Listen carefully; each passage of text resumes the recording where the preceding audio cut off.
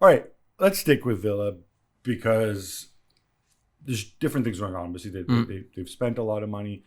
Last year, they had the season they had. Unai Emery getting praise left, right, and center. I think they played well in this game. I think if you're Unai Emery, you're disappointed with the result, but you say, look, we took it to Arsenal. We showed that we were better than Arsenal for long stretches. Arsenal are, along with City, the cream of the Premier League. Yep. That's where we are. However, you have them at 35%. And I'm going to guess that you have them 35% because you assume Arsenal and City are dead certs. Yes. Liverpool are still ahead of them. And so you place Villa in a bucket with Manchester United and maybe Spurs and Chelsea. Newcastle. Possibly Newcastle. And you arrive at 35%. Yeah. But this suggests to me that out of all those teams, you might have Arsenal. So you might have Villa ahead of the other ones if you're giving them 35%. I think at the moment you know what you're going to get with Aston Villa. They've had the manager now for a couple of seasons, Unai Emery, and he's Manchester United. Yeah, but with Manchester United, they might have had the same manager, but you're still not quite sure what you're going to get from week to week. Right. Newcastle had a poor season last year.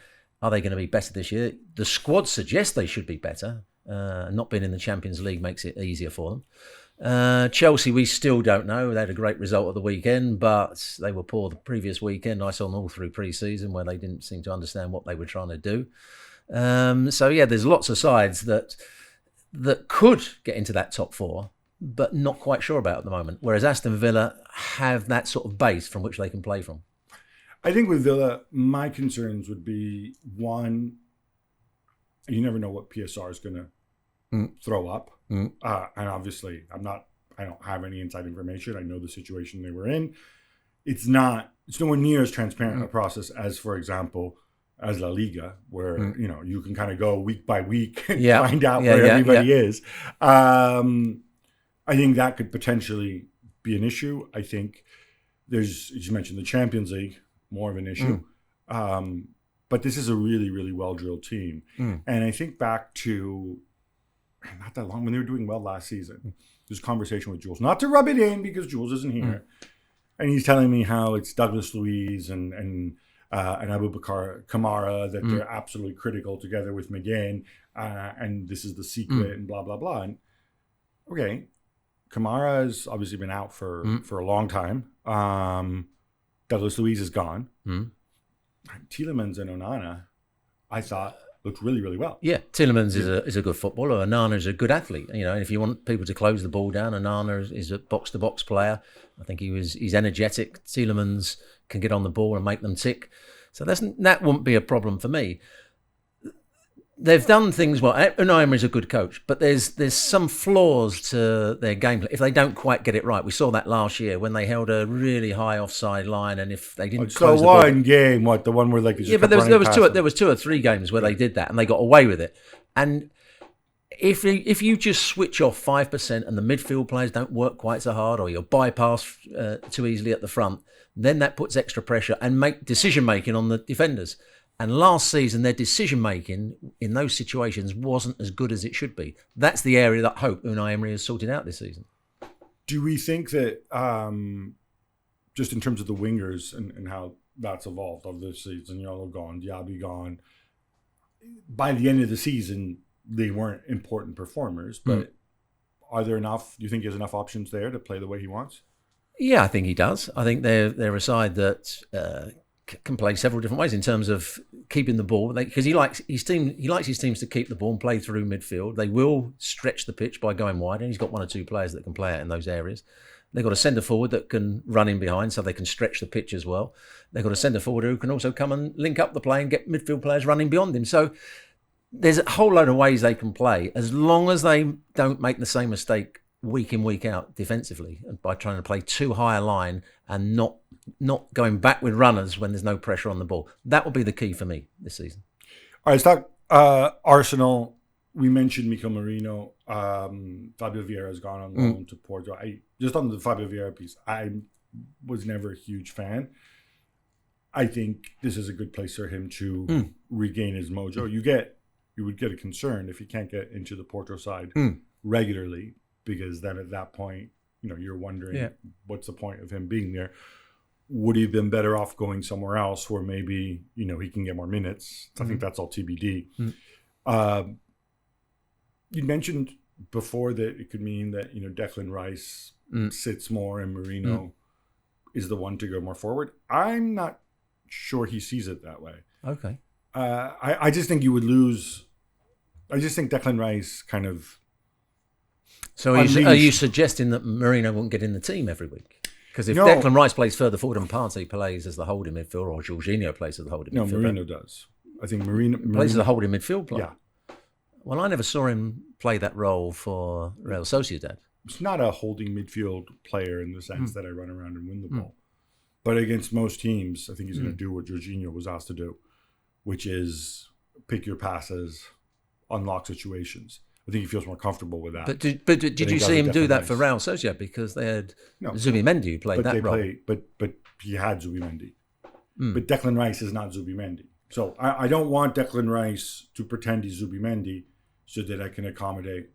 I think he is committed to this 4-1-4. But when he played for West Ham, Declan Rice, he was more of the holding midfield player who... Right. It was on a counter-attacking team, though. Yeah. I still think... And I think you lost a lot of what makes Declan Rice very good. And I don't think Declan Rice has necessarily... He's got other skills, but I don't think he's got the playmaking, passing, and the ability to control possession for one of the problems that England had at the European Championship. Precisely.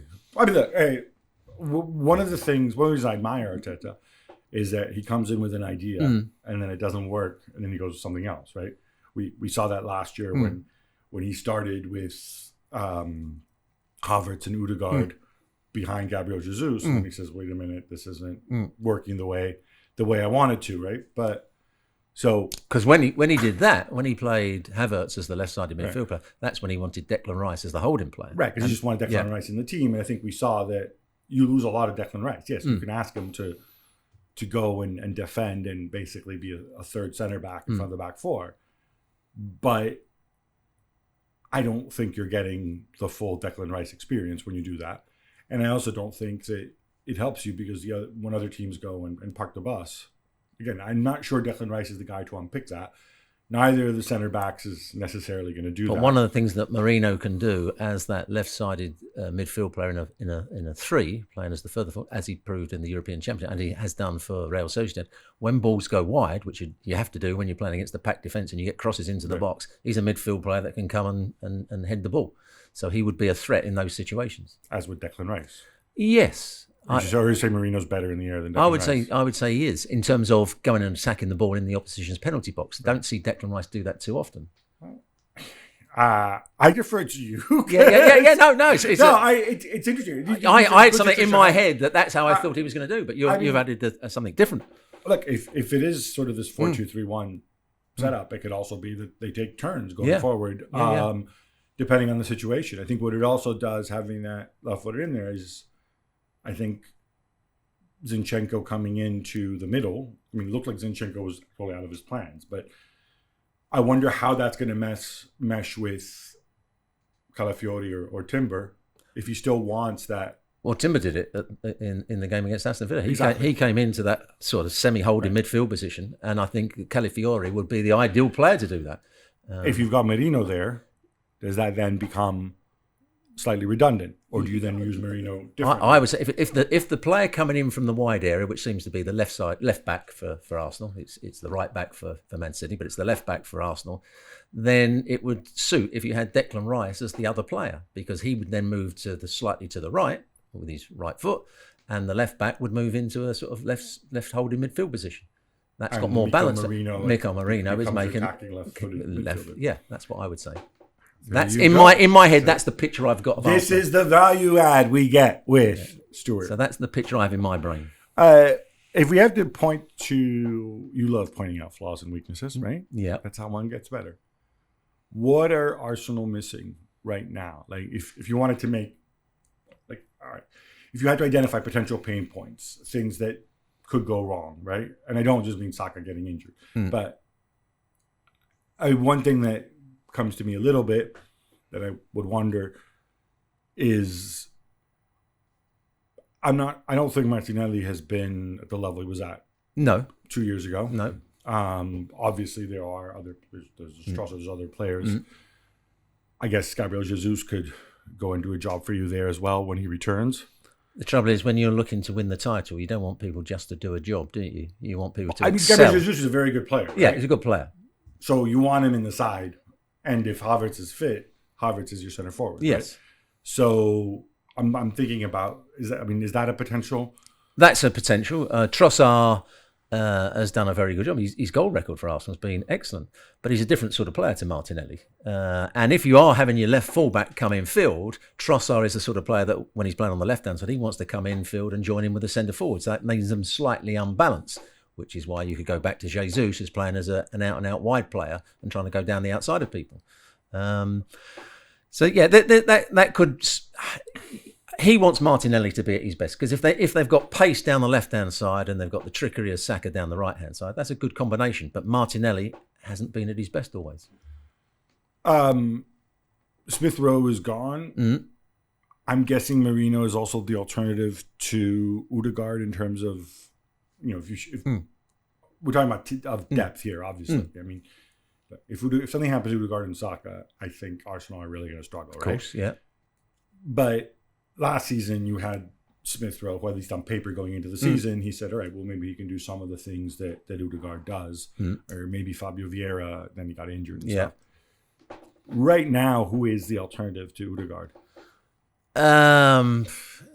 They haven't got one, and because Odegaard is the sort of player that can see a pass at the moment. He can pick a pass out. He's the Kevin De Bruyne of Arsenal, because he's the one that unlocks defences. He's the one with the clever passing. Most of the other players are very good footballers, but they can't disguise their pass. They can't see passes that Odegaard can. And he's key for their, particularly unlocking the defence down that right-hand side. So I don't think they'll ever replace him. They'd have to come in with... Merino is a player that, again, I think is more forceful than Odegaard, but not anywhere near as good a passer of the ball. So that's... I don't think you can ever replace Man City would never replace Kevin De Bruyne because he's one of the best passers of the ball in world football. But what I'm saying is, if you want to keep the same, well, you want, obviously you're not going to, the guy's starting because he's better best, than the other. Yeah. But I think generally in an ideal world, and there's no such thing as an ideal world in football, this is why we're nitpicking here Arsenal are. You want to have a situation where if your starter is out, the guy who comes in for him plays the same way. Not as well, but plays the same way, so that you don't have to make adjustments everywhere throughout the 11. If you see what I'm saying, right? You want that same type of player, ideally. So I'm gonna throw something throw a spanner in the works here. I would play Havertz in that position because he's the closest player to pick a pass out. Exactly. Declan Rice is not going to be that sort of player. I don't think Merino is that sort of player.